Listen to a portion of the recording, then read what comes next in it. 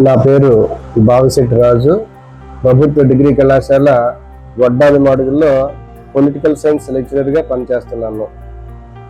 రేపు 10వ తరగతి ఫలితాల వెల్లడి కార్యక్రమం జరుగుతున్న నేపథ్యంలో మరి తల్లిదండ్రులకు అలాగే విద్యార్థులకు పరీక్ష రాసి ఫలితాల కోసం ఎదురు చూస్తున్నటువంటి విద్యార్థులకు కొన్ని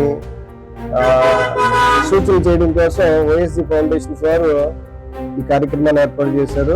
ఆ కార్యక్రమంలో భాగంగా నాకు తోచినటువంటి సూచనలు తల్లిదండ్రులు ప్రధానంగా ఇవ్వాలనుకుంటున్నాను. తల్లిదండ్రులు పిల్లల మీద ఈ పరీక్షల విషయంలో అనేక రకాల ఒత్తిడి తీసుకురావడం జరుగుతుంది. ప్రత్యేకించి ఏంటంటే వాళ్ళ చిన్నతనంలో వాళ్ళు చేయలేనటువంటి కార్యక్రమాలు కానీ వాళ్ళకి చదవలేనటువంటి అంశాలు కానీ పిల్లల మీద రుద్ది పిల్లలు ఆ కోరికలు తీర్చాలని పట్టుదలతో తల్లిదండ్రులు ఉండడం, మరి కొంతమంది కష్టపడి తమ కష్టమంతా పిల్లల మీద పెట్టి సరిగా అయినటువంటి ఫలితాలు రాకపోతే ఇబ్బంది పడుతున్నటువంటి మాట వాస్తవమైనప్పటికీ కూడా ఆ పిల్లలు మీ పిల్లలే.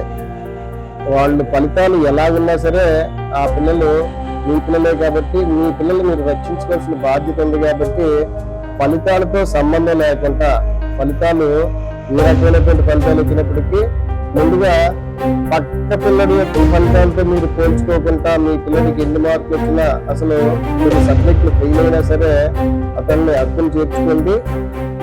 ఎందుకంటే 10వ తరగతి ఫలితాలు మాత్రమే జీవితం కాదు. 10వ తరగతితో మన జీవితం మొదలవడం లేదు, ఎండ్ అవడం లేదు కూడా. కాబట్టి పిల్లలకి ఇది జస్ట్ ఒక స్టెప్పింగ్ స్టోన్ లాంటిది మాత్రమే. జస్ట్ ఇది ఒక దశ మాత్రమే. ఈ దశ దాటిన తర్వాత జీవితంలో అనేక రకాలైన దశలు ఉంటాయి. కాబట్టి మరి పిల్లలకి ఎటువంటి ఏ ఒత్తిడి లేకుండా తీర్చిదిద్దండి. అలాగే సమాజంలో చాలా మంది తక్కువ మార్కులు వచ్చిన వాళ్ళను ఫెయిల్ అయిన వాళ్ళను గీలు చేయడం అవహేళన చేయడం అనేది దయచేసి చెయ్యొద్దండి. ఎవరు కూడాను పేరెంట్స్ తో పాటుగా మిగతా సమాజం కూడా ఆ పిల్లల్ని చిన్న పిల్లలు అప్పుడే వీక్షిస్తున్నటువంటి పుష్పాలు లాంటి వాళ్ళు కాబట్టి వాళ్ళందరినీ ఎంకరేజ్ చేద్దాము.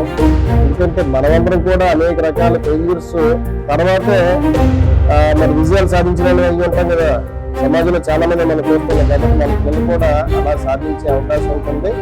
కాబట్టి దయచేసి పిల్లలు కూడా ఏ రకమైనటువంటి మార్పులు వచ్చినా ఎలాంటి ఫలితాలు వచ్చినప్పటికీ కూడా మీరు ఇల్లు విడిచి కాకపోవడం కానీ లేదా మరొక రకమైనటువంటి తొందరపాటు నిర్ణయాలు కానీ ఏది తీసుకోవద్దని మనస్ఫూర్తిగా కోరుకుంటూ మీ అందరికీ రేపు రాబోయే పరీక్ష ఫలితాలు అందరికీ అనుకూలంగా ఉండాలని శుభాకాంక్షలు తెలియజేసుకుంటాం. ధన్యవాదాలు.